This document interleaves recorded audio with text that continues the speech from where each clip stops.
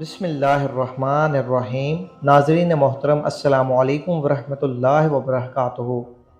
جب کوئی انسان استغفر اللہ کہتا ہے تو اس کے جواب میں اللہ کیا فرماتے ہیں؟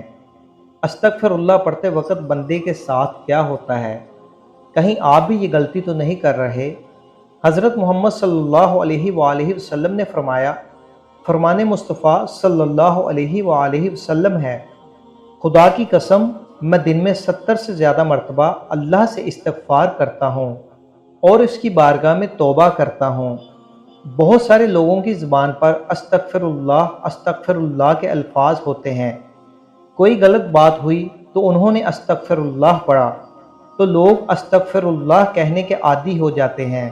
استغفر اللہ کا مطلب یہ ہے کہ اے اللہ تو ہمیں بخش دے۔ صرف استغفر اللہ کہہ دینے سے آپ کی توبہ قبول نہیں ہوتی، کیونکہ استغفر اللہ عام طور سے جو لوگ بولتے ہیں وہ ان کی زبان پر رٹے ہوئے الفاظ ہیں، تو بس وہ استغفر اللہ ان کی عادت میں ہے۔ تو عادت میں ہونے کی وجہ سے اگر کوئی انسان استغفر اللہ بول رہا ہے تو اس سے اس گناہوں کی بخشش نہیں ہوگی۔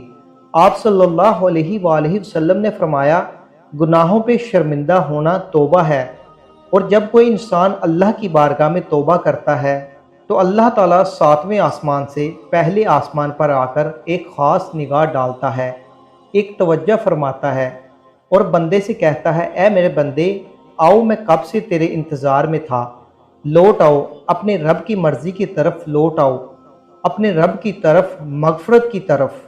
ایک جگہ اللہ تعالیٰ فرماتا ہے، اے لوگو، ایسی جنت کی طرف چلو جس کی چوڑائی اور لمبائی آسمان و زمین کے برابر ہے، اور اپنے رب کی مغفرت کی طرف چلو۔ تو اسی لیے جب کوئی بندہ اللہ تعالیٰ کے سامنے توبہ کرتا ہے، استغفر اللہ پڑھتا ہے، تو اللہ تعالیٰ 70 مرتبہ جواب میں اس کو لبیک کہتا ہے۔ ایک شخص تھا، 70 سال تک وہ یا سنم کہتا رہا، اپنے معبودوں کو پکارتا رہا، تو ایک مرتبہ اس کی زبان پھسلی تو اس کی زبان سے یا سنم کی جگہ یا سمد نکل گیا۔ یا سمد اللہ کا نام ہے جس کا معنی بے نیاز ہے، تو اللہ تعالیٰ نے 70 مرتبہ اس کے جواب میں لبیک کہا۔ ایک روایت میں آتا ہے کہ 70,000 مرتبہ اللہ تعالیٰ نے لبیک کہا، یعنی اے میرے بندے، تیرا رب حاضر ہے، کیا چاہتا ہے؟ تو فرشتوں نے کہا، مولا، یہ بندہ تجھے نہیں پکار رہا ہے، یہ تو یا سنم کہہ رہا تھا، دھوکے سے اس کی زبان سے تیرا نام نکلا، بلکہ یہ تو تجھے جانتا ہی نہیں ہے، یہ تو ساری زندگی یا سنم کہتا رہا۔ تو اللہ تعالیٰ نے فرمایا کہ اے فرشتوں، خاموش ہو جاؤ، اور فرمایا کہ مجھے معلوم ہے کہ یہ مجھے نہیں پکار رہا، لیکن دھوکے سے ہی صحیح، لیکن اس نے اپنے معبود حقیقی کو تو پکارا ہے۔ اگر میں نے بھی اس کے سوال پر اس کو جواب نہ دیا تو پھر مجھ میں اور ان میں کیا فرق رہے گا جس کو یہ 70 سال سے پکار رہا ہے؟ کوئی بندہ دھوکے سے بھی رب کو پکارتا ہے تو اللہ تعالیٰ اس کے لیے ثواب لکھ دیتا ہے اور اس کی طرف متوجہ بھی ہو جاتا ہے۔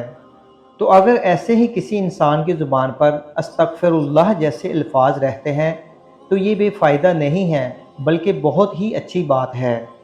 اور اگر انسان نے اس نیت سے استغفر اللہ پڑھا کہ اس نے جو گناہ کیے ہیں ان کی معافی مل جائے، تو اس کے تمام گناہوں کو اللہ تعالیٰ معاف فرما دے گا۔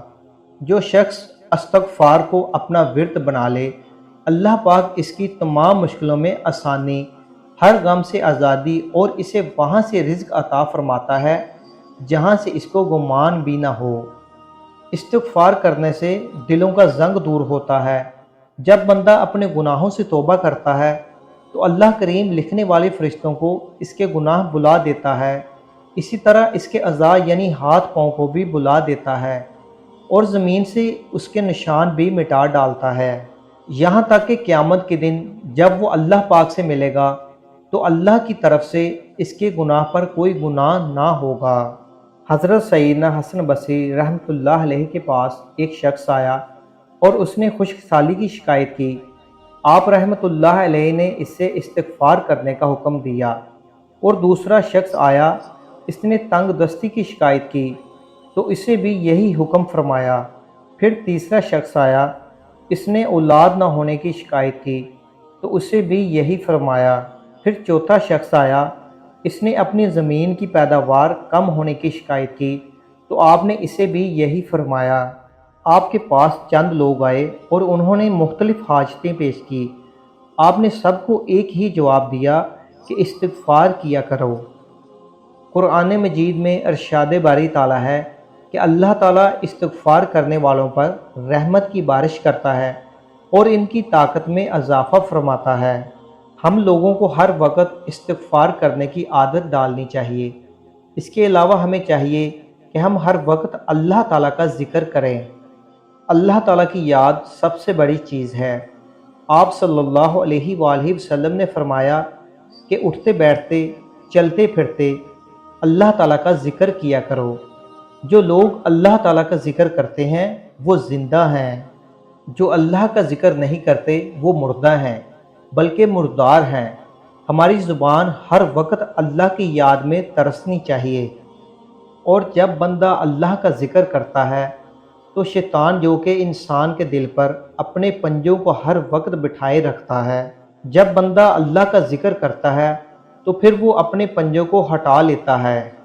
और जब बंदा ज़िक्र करना बंद कर देता है तो वो फिर अपने पंजों को बंदे के दिल पर रख लेता है। तो इसीलिए हमें हर वक्त अल्लाह का ज़िक्र करना चाहिए, दुरूद पाक की कसरत करनी चाहिए, इस्तिग़फ़ार को कसरत के साथ पढ़ना चाहिए। अपनी ज़ुबान पर हर वक्त अस्तग़फ़िरुल्लाह का ज़िक्र रखना चाहिए। हम अल्लाह पाक से दुआ करते हैं कि अल्लाह पाक हमें गुनाहों से बचने और सच्ची तौबा करने की तौफ़ीक अता फ़रमाए। प्यारे दोस्तों, अगर आपको हमारी वीडियो अच्छी लगे तो चैनल को सब्सक्राइब करना मत भूलिएगा। इंशाअल्लाह एक नई वीडियो के साथ आपकी खिदमत में दोबारा हाज़िर होंगे। तब तक के लिए इजाज़त दीजिए। अल्लाह हाफ़िज़।